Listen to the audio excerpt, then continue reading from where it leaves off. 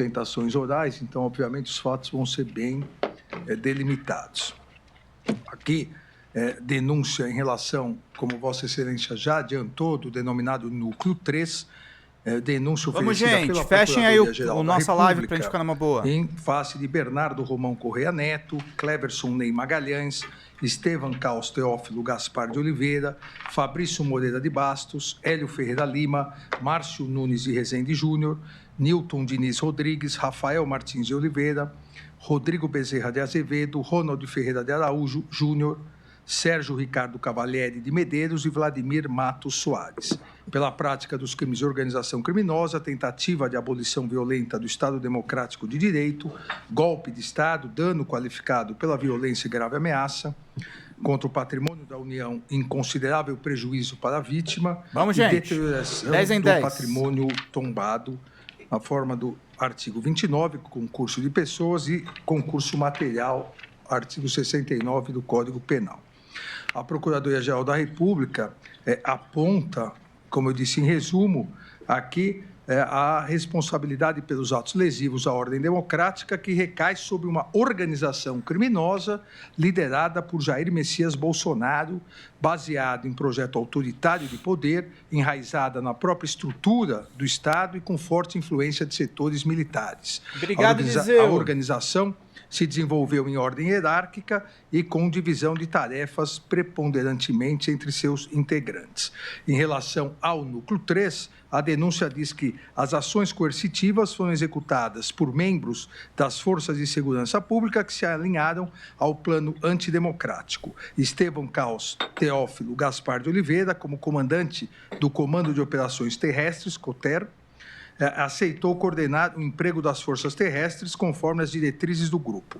Hélio Ferreira Lima, Rafael Martins de Oliveira, Rodrigo Bezerra de Azevedo e Vladimir Matos Soares lideraram ações de campo voltadas ao monitoramento e neutralização de autoridades públicas.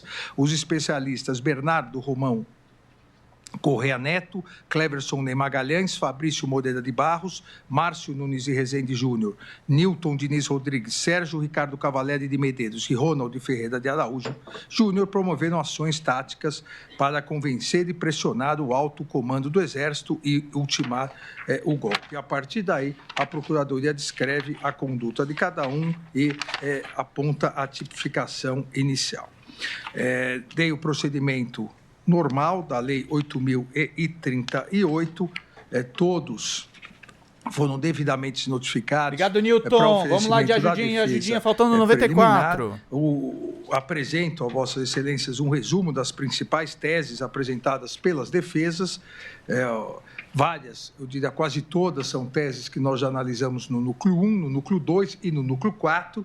Impedimento, suspeição e ausência de imparcialidade do ministro relator, do ministro Zanin, do ministro Flávio Dino, do ministro, e aqui só uma novidade, também do ministro Luiz Roberto Barroso, do ministro Dias Toffoli e do ministro Edson Fachin. Quase não sobrou nenhum ministro para julgar o caso.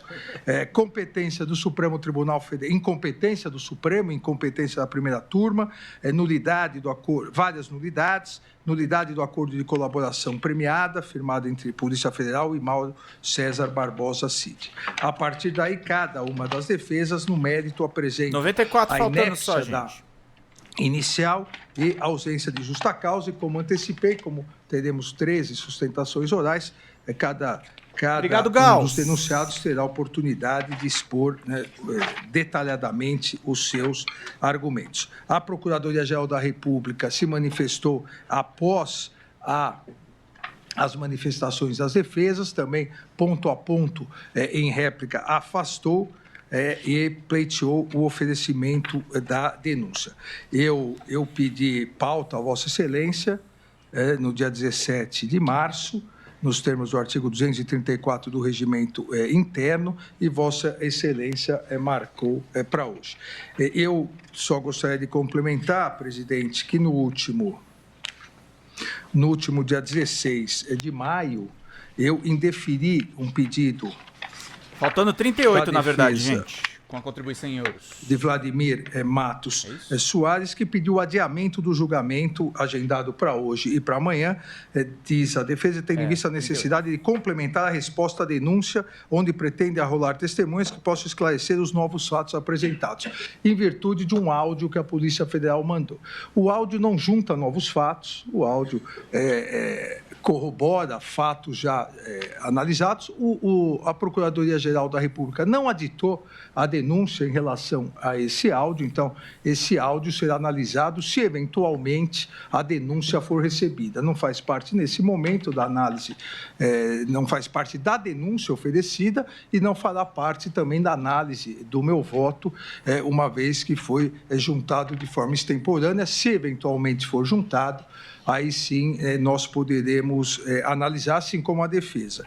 Então, em virtude disso, como frisei na decisão de 16 de maio, indeferir, mantendo hoje a sessão de recebimento ou não da denúncia ao relatório, presidente. Obrigado, ministro Alexandre de Moraes. Passo a palavra à doutora Cláudia Sampaio Max. Nas sessões antecedentes, essa Suprema Corte analisou as denúncias apresentadas contra os núcleos 1, 2 e 4 da organização. Hoje está em julgamento, como vimos, o núcleo 3. Com o julgamento de hoje, vai ser possível ter-se uma visão completa do conjunto de fatos atribuídos ao grupo criminoso. No núcleo 1, vimos os agentes que ocupavam a cúpula da organização, os agentes que tomaram as decisões fundamentais que motivaram a constituição do grupo e que consistiu em desestabilizar as instituições democráticas e estabelecer um projeto de permanência no poder mediante divulgação de notícias falsas e também sobre o sistema eleitoral e também de traçar planos de um golpe de Estado, inclusive com neutralização de autoridades. No núcleo 2, vimos o gerenciamento das ações tomadas pelo núcleo 1 da organização. Os integrantes desse núcleo coordenaram o emprego das forças policiais para permitir a vitória eleitoral de Bolsonaro, coordenaram também as ações de monitoramento de autoridades, realizaram interlocuções com lideranças populares e elaboraram e participaram da apresentação do projeto de decreto que concretizaria o golpe de Estado. O núcleo 4 ficou responsável pelas estratégias de desinformação, seja propagando notícias falsas sobre fraudes eleitorais, seja promovendo ataques virtuais a autoridades e instituições que representavam ameaça ao projeto de poder do então presidente Jair Bolsonaro. Hoje temos, como disse, o núcleo 3. Esse núcleo é composto de 12 agentes, sendo 11 deles militares e um agente de Polícia Federal.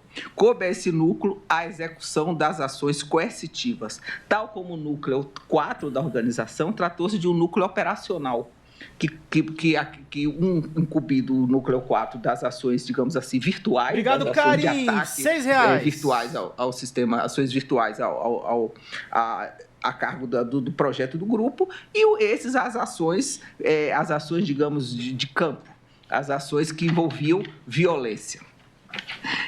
O núcleo era composto essencialmente por integrantes das forças especiais que, além de promover ações táticas para convencer e pressionar o alto comando do Exército a aderir ao movimento golpista, exerceram relevante papel na execução das estratégias de ruptura do regime democrático, notadamente na parte envolvendo a neutralização de autoridades. A visão do conjunto dos fatos envolvendo os 4 núcleos é relevante porque comprova a veracidade do que foi afirmado na denúncia, de que a organização criminosa foi constituída com o objetivo de manter no poder o então presidente Jair Bolsonaro e que tudo foi feito desde o início para o alcance desse objetivo.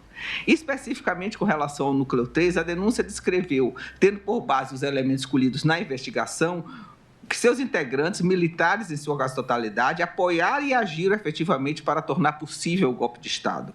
Todos que integravam a organização criminosa, desde o núcleo 1 e até o núcleo 4, sabiam que não houve fraude eleitoral. E o resultado das eleições, tal como apurado pelo Tribunal Superior Eleitoral, retratou a vontade efetiva dos eleitores. Mas, mesmo assim, persistiram com a ideia de propagar informações falsas sobre fraudes, fazendo-as repercutir junto aos apoiadores do então presidente. E quando se deram conta que não era mais possível ser feito, nada mais podia ser feito em relação às eleições, que transcorreram dentro dos rigorosos padrões de legalidade, passaram a agir concretamente para a efetivação do golpe de Estado.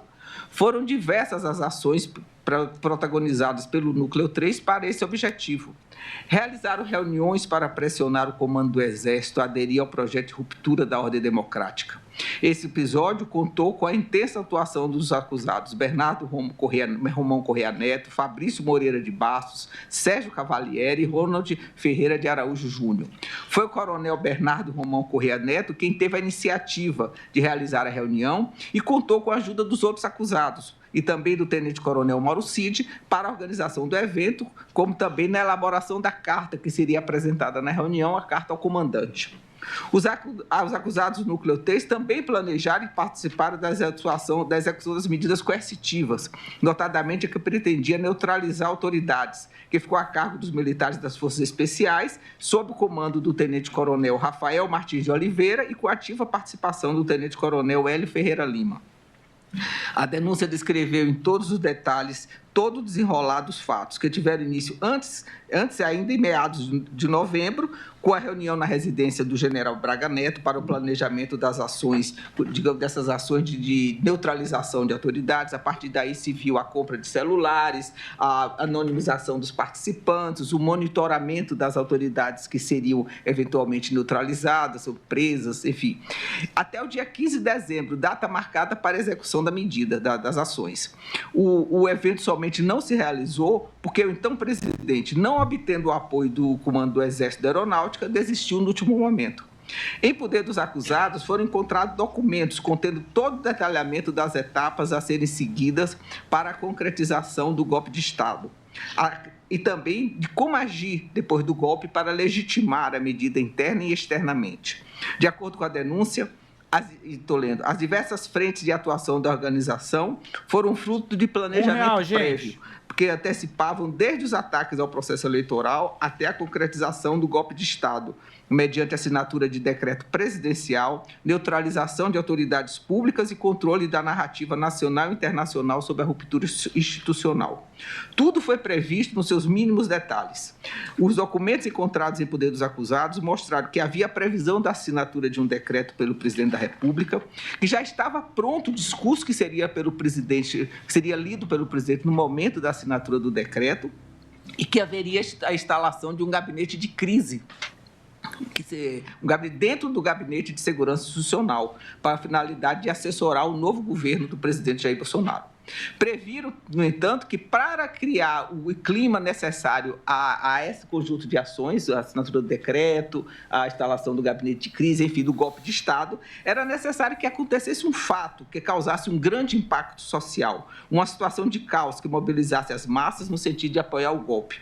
A ideia era realizar o sequestro, a prisão e até mesmo a morte de autoridades que desempenhavam papéis relevantes na estrutura do Estado, entre eles o presidente eleito e o seu vice. Tudo foi previamente planejado em detalhes e o núcleo de julgamento aderiu aos objetivos do grupo, executando as ações que lhe cabia para o sucesso do projeto golpista. A denúncia descreveu minuciosamente as ações de autoria de cada um dos acusados, que tipificaram os crimes que lhes foram atribuídos, permitindo o exercício pleno do direito de defesa.